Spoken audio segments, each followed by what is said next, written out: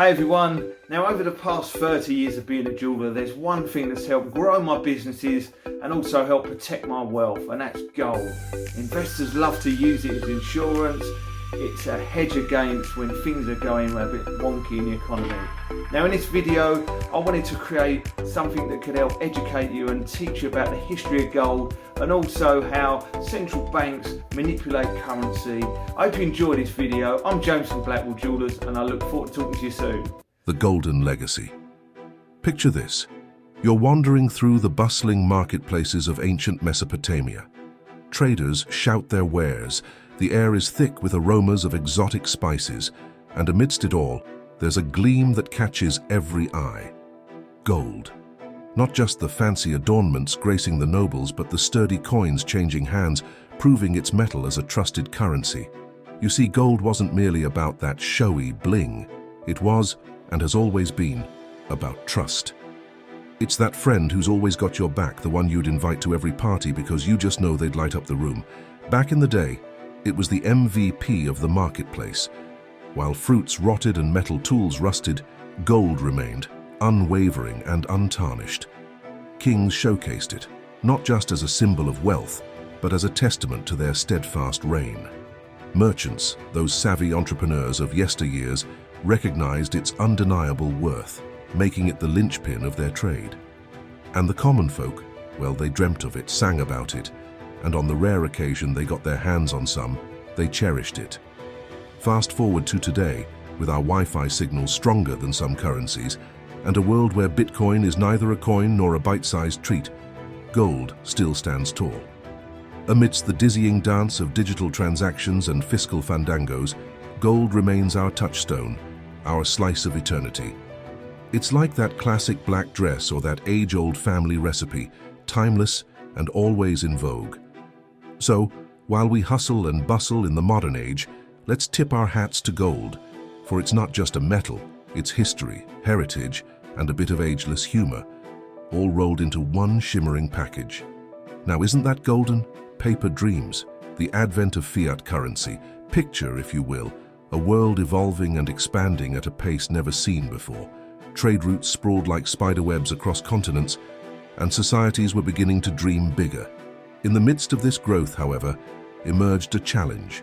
Carrying chunks of precious metals like gold and silver for trade was cumbersome, risky, even impractical on these long journeys. Enter the era of paper currency.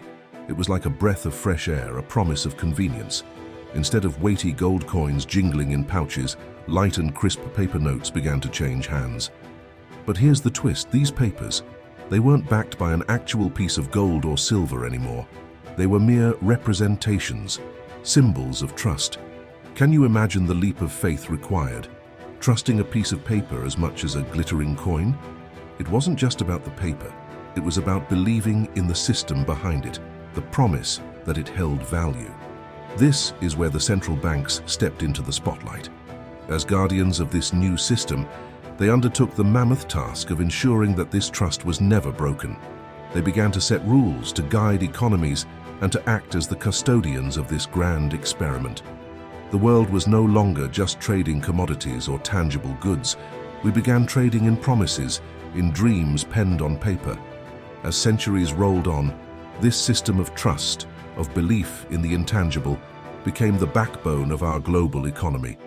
The foundations, once shaky, were now rock solid, cemented by institutions that vowed to keep the dream alive.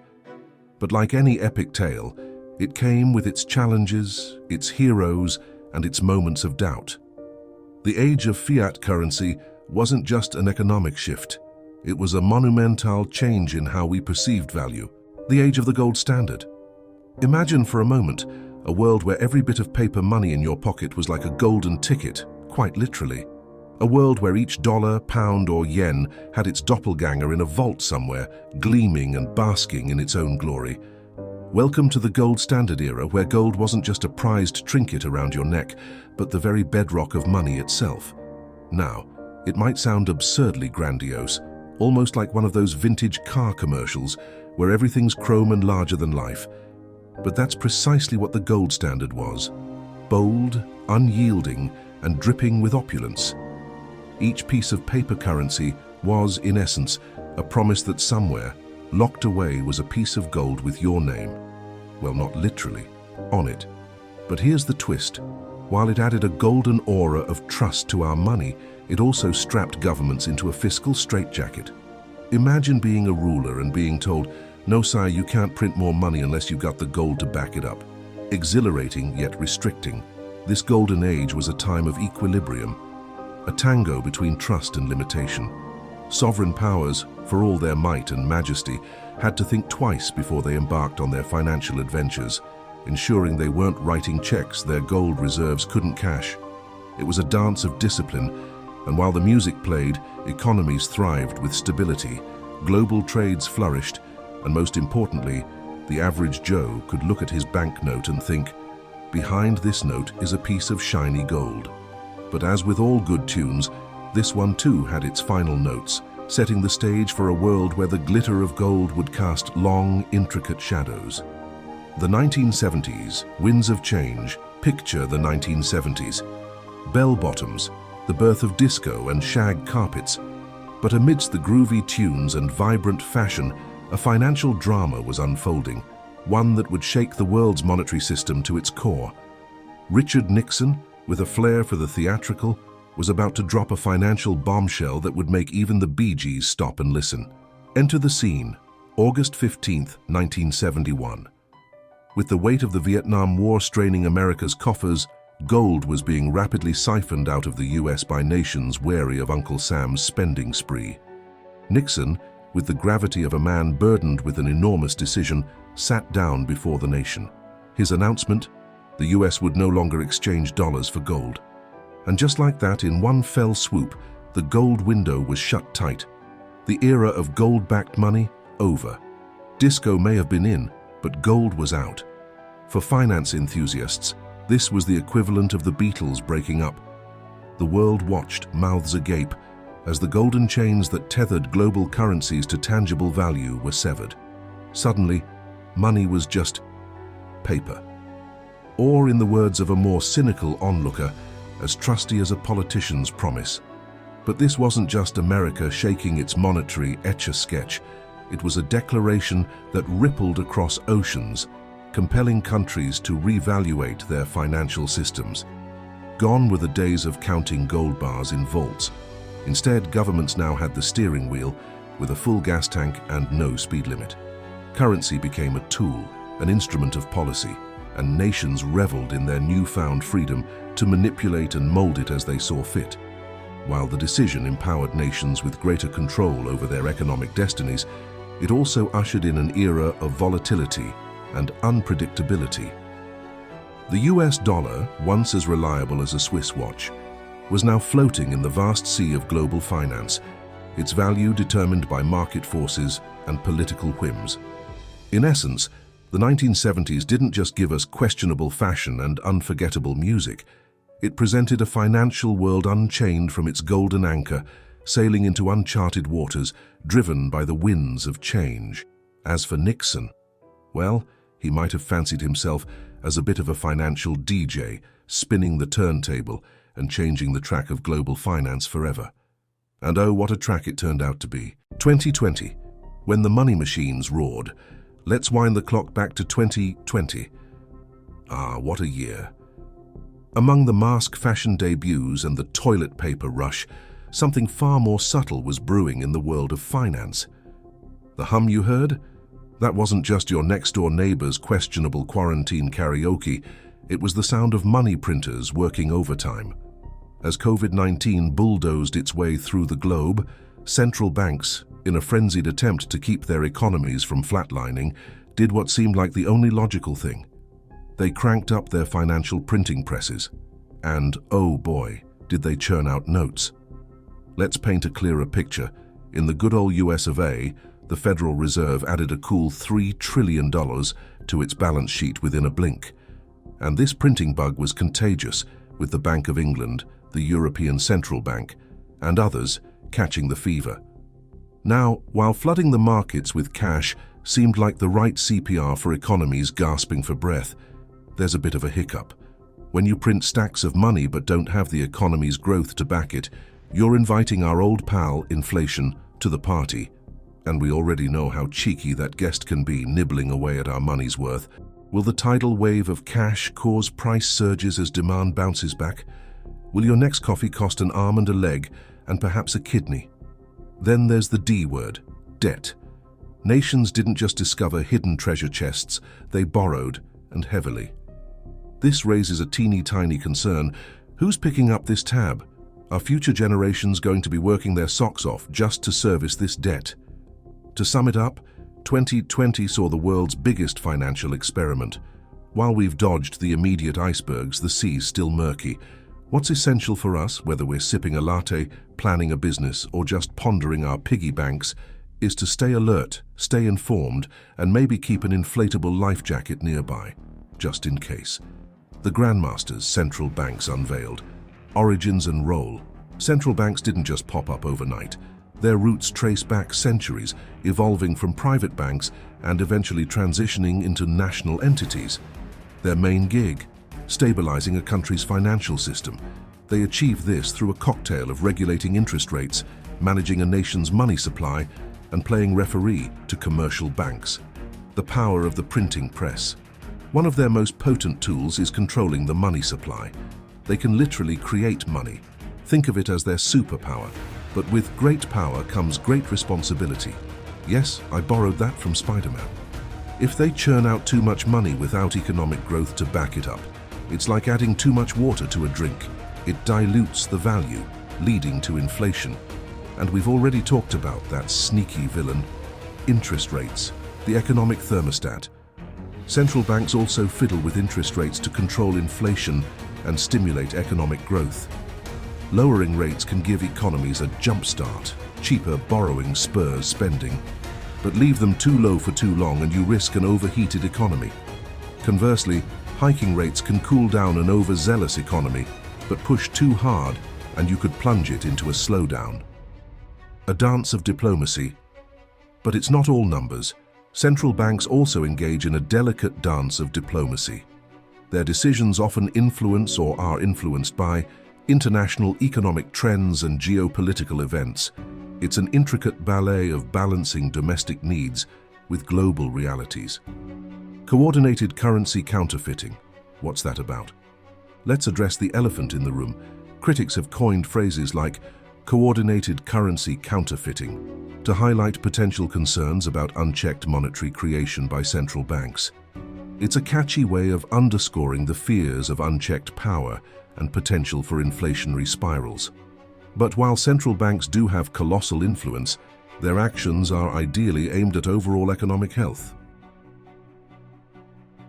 Gold, the timeless beacon of financial assurance.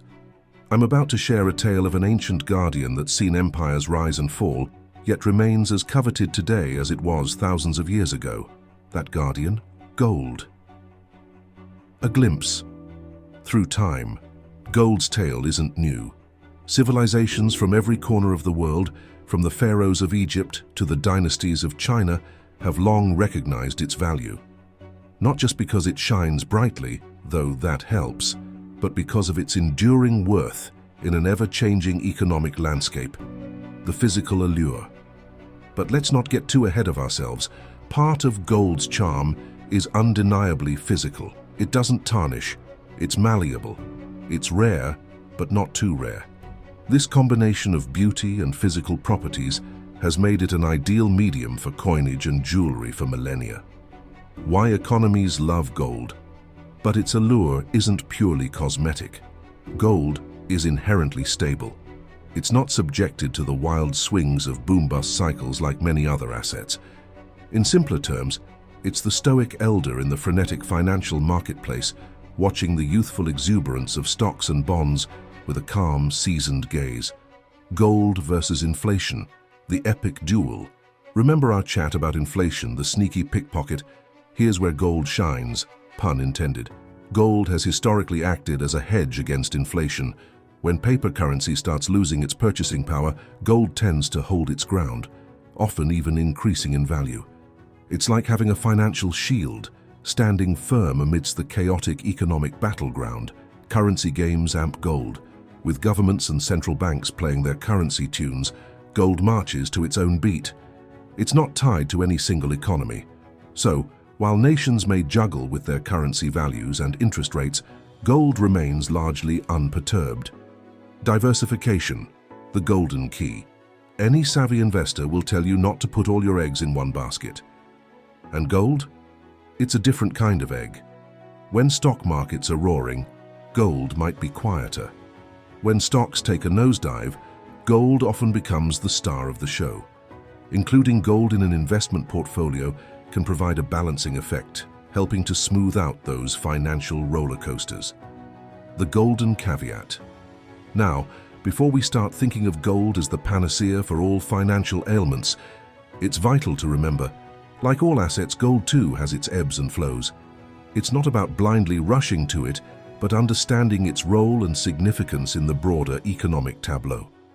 Gold isn't just another metal, it's a financial legend, a touchstone that has weathered countless economic storms. In a world of digital transactions and intangible assets, there's something profoundly reassuring about this tangible protector of wealth. It stands as a testament to timeless value in our fleeting financial world. So, whether you're an investor, a historian, or just a curious soul, appreciating gold's role is a golden nugget of wisdom in itself. Your wealth education, unlocking free knowledge. Navigating the tumultuous tides of today's financial landscape can often feel like captaining a ship through a storm. Currency shifts act as unpredictable currents, inflation rises like formidable waves, and economic winds can change without warning. It's a daunting voyage, but take heart. Knowledge can be your trusty compass and steadfast anchor. The intricacies of finance, despite their ever-changing nature, stand upon bedrock principles. And that's where my mission comes into play. More than just a jeweler, I like to educate and spread the word. My aim? To equip as many as possible with the wisdom of the ages. That's why I've penned down years of insights, experiences, and essential lessons into a book. And because I truly want this knowledge in as many hands as possible, I'm offering it for free. But that's not all. I understand the allure and importance of tangible assets. To sweeten the pot and demonstrate my commitment to financial education, I'm gifting a free fine silver bar to my YouTube viewers. It's a tangible touch of the very wealth principles I champion. So, are you ready to arm yourself with invaluable knowledge? Take the helm and secure your free copy now using the link in the description. In the vast ocean of finance, knowledge is not just a source of power, it's your guiding lighthouse. Embark on this enlightening voyage and ensure your journey is both informed and prosperous. I hope you enjoyed that video. Now if you'd like to go a little bit deeper on the subject about gold, I actually wrote a book. Now this book took me a year to write and I've poured all my 30 years of experience into this book. Now it's free, all you got to do is click the link below, and for the first 100 copies I'm actually giving away a fine silver bar just to help you along your investment journey. Now if you like our content, please subscribe to our channel. I'm James from Blackwell Jewelers. I look forward to talking to you soon. Thank you.